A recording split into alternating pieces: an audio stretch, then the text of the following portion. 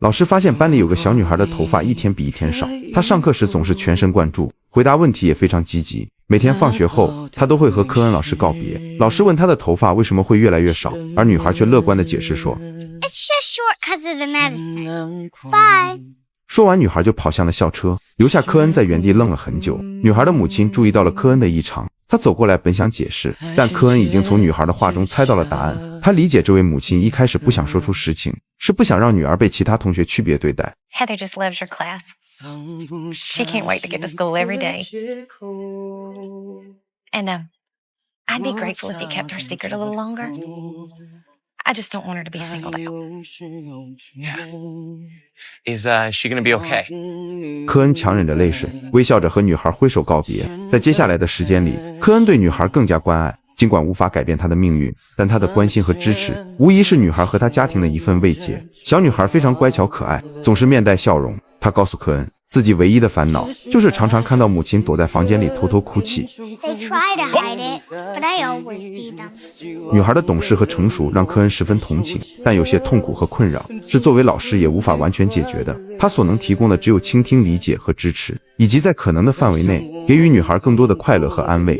突然有一天，小女孩不能来上学了。面对这残酷的现实，科恩决定号召全班同学一起为小女孩制作礼物，表达他们的关心和支持。可几个礼拜后，他们最害怕的消息还是传来了。在小女孩的葬礼上，所有人都进入教堂，唯独科恩老师选择独自在外面守候，因为他知道情绪的波动会使他的怪叫更加严重。他不想在这样庄严静谧的场合中发出声音，更不想打扰到别人的悲伤。小女孩的妈妈恳求科恩能进去送女儿最后一程，科恩想要拒绝，但妈妈坚持说 You were her favorite teacher.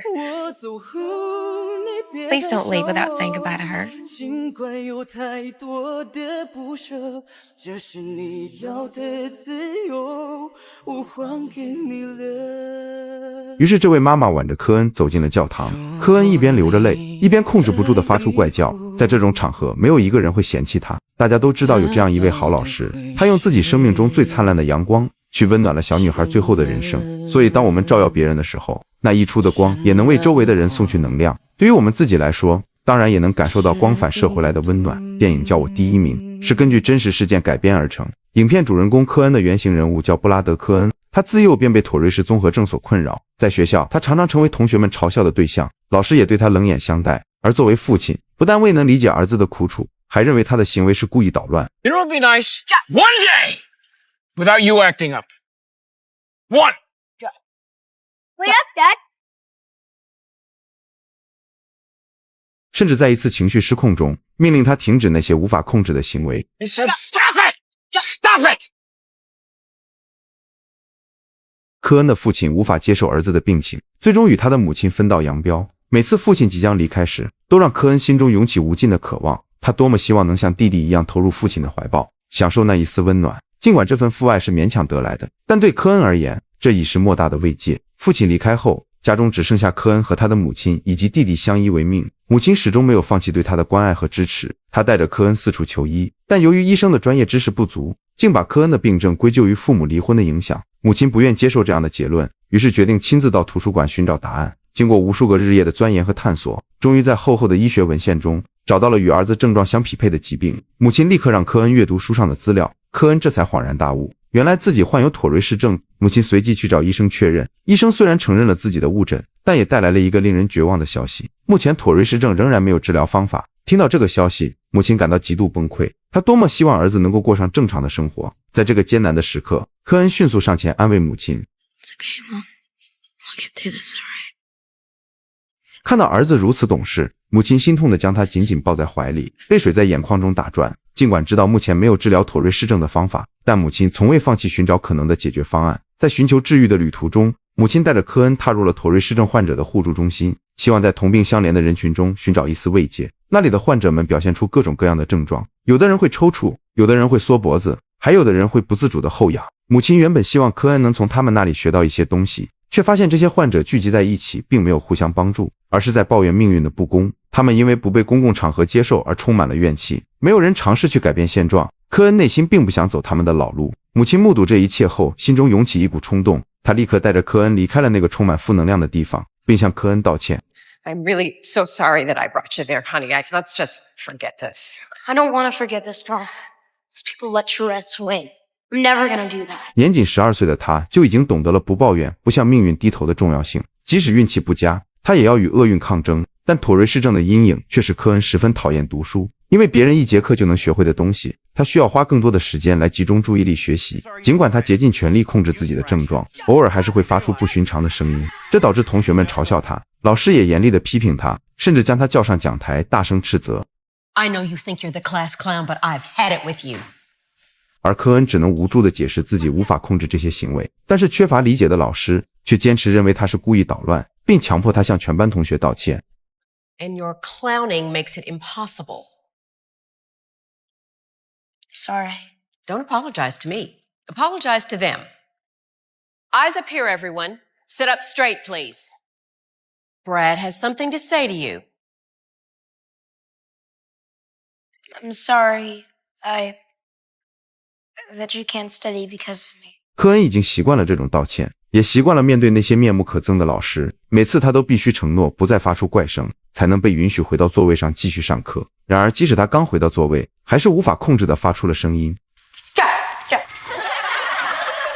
老师没有给予他解释的机会，而是命令他滚出教室。就在这时，校长无奈地出现在他面前，男孩心中涌起一阵恐慌，以为即将面临的是责备与惩罚，但出乎意料的是，校长竟邀请他参加即将举行的音乐会。在那个充满旋律的夜晚，尽管男孩竭尽所能，他的身体仍旧不由自主地抽搐，他的嘴巴仍旧发出阵阵怪叫。同学和老师向他投来异样的目光，然而在众目睽睽之下，校长却点名让男孩上台。这一刻，他成了全场的焦点。校长拿起麦克风，温和地询问男孩为何会发出那些不寻常的声音。男孩解释说自己患有妥瑞氏症，这是一种他无法控制也无法治愈的疾病。当人们不用异样的眼光看他时，他的状况会有所改善。这番话让台下所有听众陷入了沉思。校长继续询问男孩，我们能为你做些什么？ I just want to be treated like everybody else. Good job. Listen up.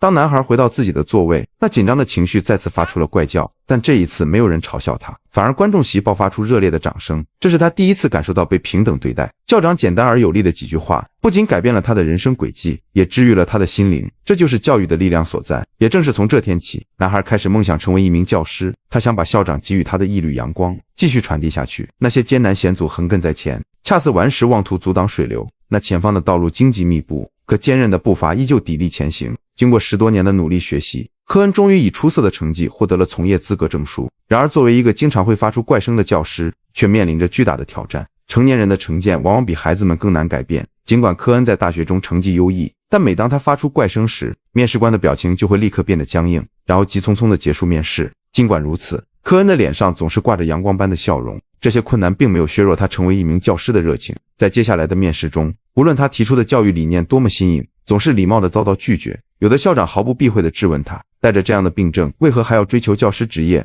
甚至要求他在教学时必须忍住不发出任何声音。面对这种羞辱性的质疑，科恩偶尔会愤怒地回应 You know what? Thank you very much for the interview. But don't you want the job? Yes, actually. I want it really bad. But I would never, ever work for a man that doesn't care about his students. So I'll take my portfolio and take no more of your time. You got a great boss. 回到车里的他终于无法再控制自己的情绪，他试图用疼痛来转移对怪叫的自我厌恶。然而越是痛恨自己在面试中的失态，他的怪叫就越是难以控制。有时现实确实很残酷，尽管付出了巨大的努力，但结果却常常令人心碎。好在科恩有一个给予支持他的母亲。面对科恩的自我怀疑和沮丧，母亲采取了一种反向激励的策略。 Why don't you just throw in the towel and come home, huh? I'll buy you a ticket. 这样的刺激反而激发了科恩的斗志。他坚定地表示 I am not letting Tourette's win. Really? Yes, really. Look, I'm never going to give up. I have to find the right school. You will, Bobo. You will. 正是这种尖锐却充满爱意的对话，让科恩重新找回了前进的勇气。在总结了失败的经验后，科恩意识到自己的困境并非完全是因为妥瑞氏症，而是他还没有找到愿意接纳他的学校。于是他拿出地图，将所有未曾面试过的学校都标记出来，并将他的详细资料逐一发送给这些学校。可随着时间的推移，新学期的开始日益临近，科恩依然没有收到任何学校的回复。就在科恩焦急等待被邀约时，他的继母找到了他，继母受父亲之托来劝说科恩考虑放弃教师职业，转而从事父亲的建筑工作，以便将来能够接替父亲成为包工头。这是父亲为科恩准备的最后退路。继母继续对科恩说，你爸爸其实很爱你，他只是不想看到你受伤。The only thing that hurts is the fact that he has never accepted who I am. See, he's got this idea of a perfect son who's normal and does normal things. Well, I'm never going to be normal. Well, maybe that's not his idea, Brad. Maybe that's yours. And you're right. You are not normal. You have a gift to teach. And it's not in spite of your Tourette's. It's because of it. 这些话让科恩感到很意外，他没想到与自己没有血缘关系的继母会用这么深刻的方式激励他。这些话语让科恩与妥瑞氏症达成了和解。他意识到父亲一直在以另一种方式保护他，父亲一直认为是自己的遗传导致了科恩的病症，并因此感到内疚，无法直面科恩。而科恩深刻理解了父亲的苦心后，便找到了他所在的工地。父亲关切地询问他找工作的进展，并小心翼翼地问他是否需要经济上的帮助。父亲提出，如果科恩需要钱，可以来工地工作，但科恩却坚定地表示自己想要成为一名教师。他告诉父亲，没有什么能够阻挡他追求自己的梦想。父亲担心他屡次失败后会遭受更大的打击，因此试图劝说科恩考虑其他更稳定的工作。可父亲却低估了科恩的乐观精神。I'm gonna teach, Dad. Drop. Okay? I can't let anything get in the way of that. 科恩之所以来到父亲所在的城市寻找工作，就是为了向父亲证明自己的能力。毕竟每个孩子都希望得到父亲的认可。然而随着教师招聘季即将结束，科恩依然没有收到任何面试的通知。在一次家庭聚会中，父亲小心翼翼地询问科恩工作是否顺利，但科恩却指责父亲从未真正接受过自己，认为父亲一直觉得自己的儿子会给他丢脸。父亲说，我最讨厌跟你一起去餐厅吃饭，是因为看不惯大家都用异样的眼神盯着你，有时候我真的很无助。我这辈子都在帮助别人修东西，却唯独修复不了你的怪病。 It doesn't need fixing. Nobody can fix it. I know. 父亲很愧疚，自己给了儿子一个不完美的身体，这种愧疚感让他选择了逃避。 I'm proud of you regardless.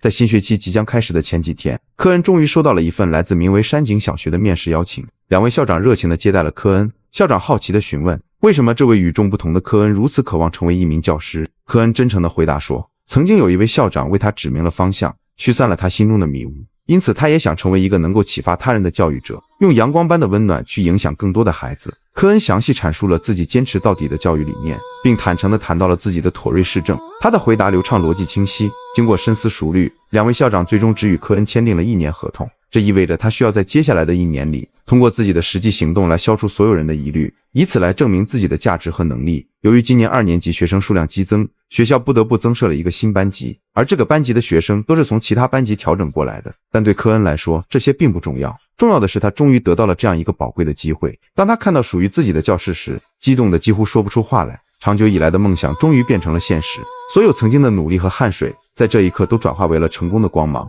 其他老师也纷纷伸出援手，帮助他布置教室，准备迎接新学期的开始。当母亲得知这个消息后，激动地流下了眼泪。母亲再三叮嘱科恩，如果学校里有合适的女老师，一定要抓住机会。无论如何，母亲最大的期望就是儿子能够快乐。开学第1天，科恩老师将教室布置得温馨而富有生机，仿佛一个小花园，甚至养了一只可爱的小兔子来增添生气。他戴上船长帽子，热情地迎接孩子们的到来。即使面对一个调皮男孩的无理称呼，科恩也没有生气，反而大方地在黑板上写下了自己的妥瑞氏症，并鼓励孩子们有任何问题都可以举手提问。学生好奇地问，这种病会不会传染？科恩解释说不会，因为这是天生的。学生询问科恩是否可以去看电影，科恩幽默地回答说，当然可以，但大多数时候都会被赶出来。这时一个小女孩询问他是否觉得痛，科恩诚实地回答说，偶尔脖子抽筋时会有一点痛，但只要发出声音就没事了。小女孩对科恩充满同情，问他这个病是否会好起来。科恩遗憾地表示，目前这种病没有药物可以根治，但他已经学会了接纳它，不让病情主宰自己的人生。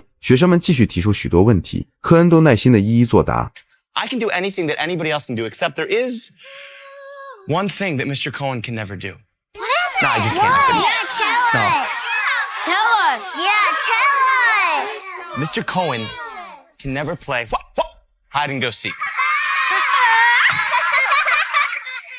放学后，孩子们与科恩的互动充满了温暖和亲切。仅仅1天时间，科恩就以幽默的风格赢得了孩子们的喜爱，同学们纷纷与科恩拥抱告别，可想而知他们对这位新老师有多喜爱。尽管科恩在孩子们心中建立了良好的形象，但那些家长的成见仍然像一座难以逾越的大山。有些家长在背后议论纷纷，甚至第二天就有家长坚决要求为女儿转班。尽管孩子非常希望留在科恩的班级，家长最终还是拉着不情愿的女孩去了其他班。科恩的课堂越来越充满趣味，但那个被迫转班的小女孩只能站在门口，带着渴望的眼神在门口发呆。科恩心中虽然无奈，但也理解家长的决定，只能温柔地将女孩送回她的新班级。而科恩的班级里不仅有那位小女孩让他牵挂，还有一位患有多动症的小男孩。这个孩子常常无法集中注意力，经常在课堂上乱跑，甚至欺负其他同学。面对这种情况，副校长直接建议让这个孩子退学。但科恩自己小时候也听过太多这样的话，他不打算重蹈覆辙，反而选择耐心地单独辅导这个孩子。他告诉男孩自己其实也讨厌读书，这让男孩感到非常疑惑，老师怎么可能讨厌读书呢？为了让孩子理解他的过去，科恩和男孩玩了一个游戏，他让男孩扮演妥瑞氏症患者发出怪叫，在别的孩子认真读书时，他根本无法集中注意力。通过这个游戏，男孩终于意识到，对于妥瑞氏症患者来说，想要读书是多么困难。那么问题来了，既然读书这么难，为什么还要读书呢？这时科恩告诉他，因为世界上所有的知识都藏在书本里，只要他愿意多费些心力，同样能学到这些知识。在科恩的言传身教和陪伴下，这个小男孩终于开始安心地读书了。科恩不仅拯救了这个孩子，也拯救了曾经的自己。在教学这方面，他向校长兑现了自己的承诺，他利用坚持和创新去帮助每一个需要帮助的学生。在全身心投入教学的同时，科恩也开启了自己人生的新篇章。他努力克服内心的自卑感，通过网恋遇到了一个美丽而善解人意的女孩。这个女孩并没有因为科恩的怪叫而排斥他，反而觉得他很有趣，这使两人的关系迅速升温。他们从日常生活的琐事聊到各自的兴趣爱好，科恩的幽默总能逗得女孩开怀大笑，女孩也总是乐于沉浸在这些欢乐的时刻中。可当夜幕降临时，科恩心中却充满了不安，他不敢对两人的未来抱有太多期待，他害怕有一天女孩会无法忍受自己的怪叫。这种担忧是科恩内心深处的恐惧，也是他需要继续努力克服的挑战。但母亲总会耐心地开导并鼓励他，只要勇敢地向前迈出步伐，总会找到那个与自己心灵相契的伴侣。或许是母亲的话让科恩幡然醒悟，他决定先把爱情暂时搁置一边，去完成自己的考研计划。对于一般人来说，考研已经是一项艰难的挑战，而对于科恩这样患有妥瑞氏症的人来说，更是难上加难。再加上他的怪叫和抽搐可能会影响其他考生，于是他请求监考负责人给他一个单独的考场，如果没有单独考场，他宁愿放弃这次机会，也不愿意打扰到其他考生，但对方却表示没有这样的安排。在一次次的无奈下，科恩只好打电话向父亲寻求帮助。父亲迅速赶到，并用一句话就解决了单独考场的问题。 What did you say to them? Magic word. Lawsuit. 即便有了单独的考场，科恩在考试中依然面临巨大挑战，他需要先努力控制自己的抽搐，然后才能集中精力看题和答题。但尽管他竭尽全力，最终还是没能在规定时间内完成所有试题。时间飞逝，科恩的第一个学期即将结束。然而就在一个看似平常的教学日，一位旁听者出现在了教室的窗户旁，他们是来进行课堂记录的评估员。科恩是否能够继续他的教学生涯，全由评估员记录的内容来决定。然而就在这关键时刻，科恩的父亲意外地带着施工队来到了学校。他记得科恩曾提出学校里的柜子不够用，所以特意过来提供帮助。父亲不仅以实际行动支持科恩的工作，还通过资助学校表达了对他事业的认可和鼓励。 Oh, and I got you something for your collection. Close the front. Put it on, Mr. Cohen. The pain. Once or twice